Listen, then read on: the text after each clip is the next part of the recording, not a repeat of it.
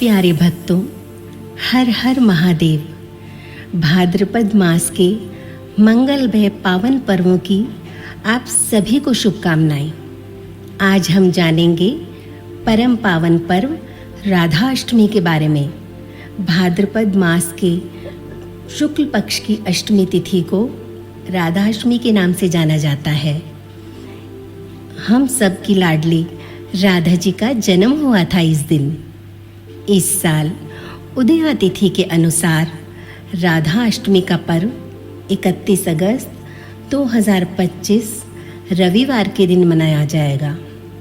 अष्टमी तिथि का प्रारंभ 30 अगस्त 2025 शनिवार रात 10:46 से होगा, जो 31 अगस्त 2025 रात 12:57 पर समाप्त होगा।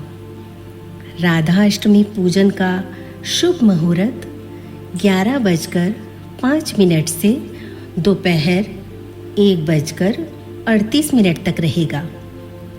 इस दिन ब्रह्म मुहूर्त में उठकर स्नान आदि कर राधा कृष्ण जी को श्रद्धा पूर्वक स्थापित कर पूजन अर्चन करें व लाडली राधा रानी जी की 28 नामों का जाप करें। व्रत पूर्ण होने पर माखन मिश्री का भोग लगाएं।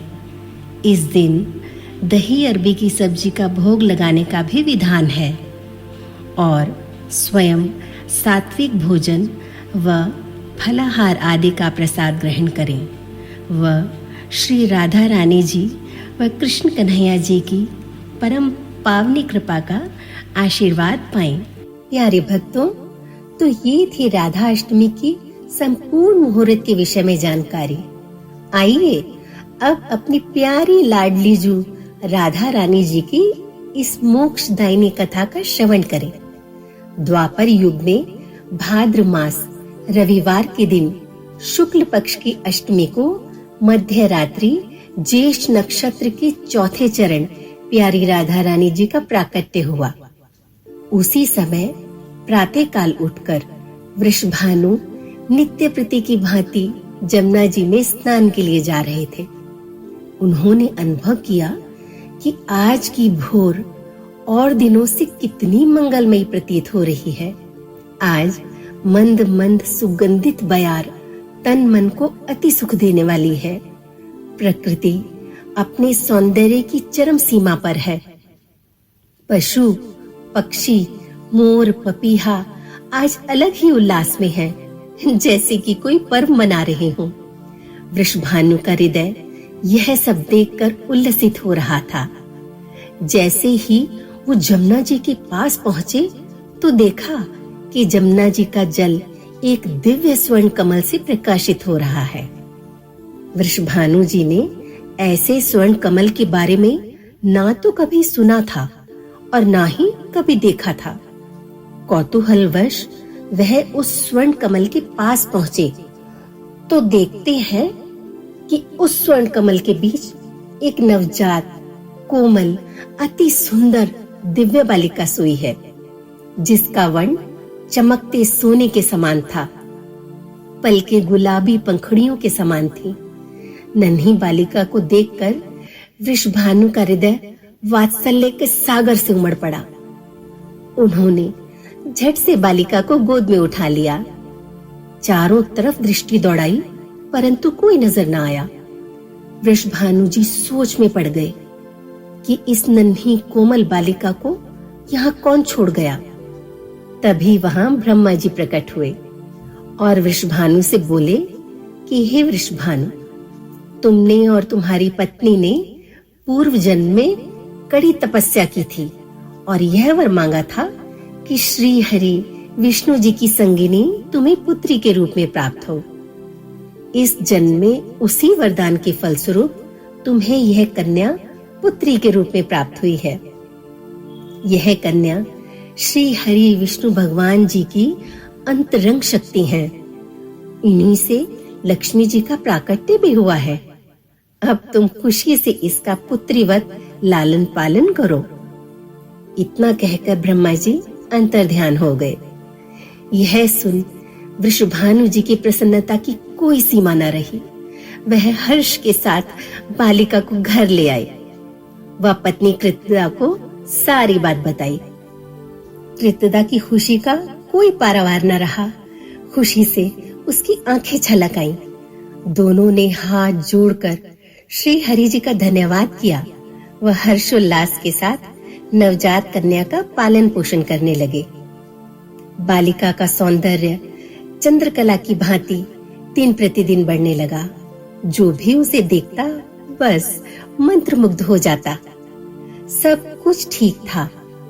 बस एक बात थी जो दोनों ही पति पत्नी को सता रही थी। वो ये कि जब से कन्या आई है उसने एक बार भी पलकें नहीं खोली और ना ही रोई। उन्हें लगता कि कहीं ऐसा ना हो कि उनकी लाडली की श्रवण शक्ति ही ना हो। परंतु उसने पलकें भी तो नहीं खोली थी। वो दोनों बहुत चिंतित हो गए। एक दिन नारद जी वहां आए। तब उन्होंने अपनी समस्या के बारे में नारद जी को बताया। नारद जी हंसते हुए बोले कि मैं जानता हूं इसका रहस्य। बस तुम एक काम करो, अपनी पुत्री के जन्मोत्सव का आयोजन करो और अपने परम मित्र नंद महाराज को अवश्य बुलाना। सब ठीक हो जाएगा, कल्याण हो। बस फिर क्या था, वृषभानु जी ने जन्मोत्सव की तैयारियां की। पूरे बरसाने को दुल्हन की तरह सजाया गया। ढेरों पकवान बनाए गए और सभी को निमंत्रण भेजा गया। नंद महाराज जी को तो स्वयं वृषभानु जी ने सादर आमंत्रित किया। फिर क्या था, अपने परम मित्र का प्रेम भरा आमंत्रण पाकर नंद जी यशोदा व नन्हे कृष्ण को लेकर बरसाने वृषभान के यहाँ उत्सव में आ पहुंचे। नन्हे नटखट कान्हा जानते थे कि उन्हें अब क्या करना है। वह नन्हे नन्हे नूपुर की मधुर ध्वनि छनकाते हुए वहां पहुंच गए जहां राधा रानी जी थी।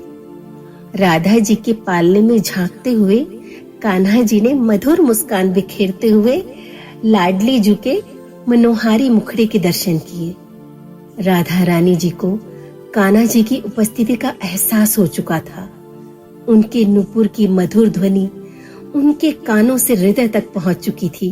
राधा जी के पालने में झांकते हुए कान्हा जी ने मधुर मुस्कान बिखेरते हुए लाडली जी के मनोहारी मुखड़े के दर्शन किए। राधा रानी को कान्हा जी की उपस्थिति का एहसास हो चुका था। उनके नुपुर की मधुर ध्वनि उनके कानों से हृदय तक पहुंच चुकी थी। कान्हा की श्वास की मधुर सुगंध ने व कान्हा के सांवरे सलोने रूप के दर्शन की ललक ने राधा जी को पलकें खोलने पर मजबूर कर दिया। वह राधा जी ने पहली बार नन्ही कोमल कजरारी पलकें खोलकर प्रथम दर्शन कृष्ण कन्हैया के किए। तत्पश्चात जगत लीला दिखाने के लिए ऊंचे स्वर में रुदन शुरू कर दिया।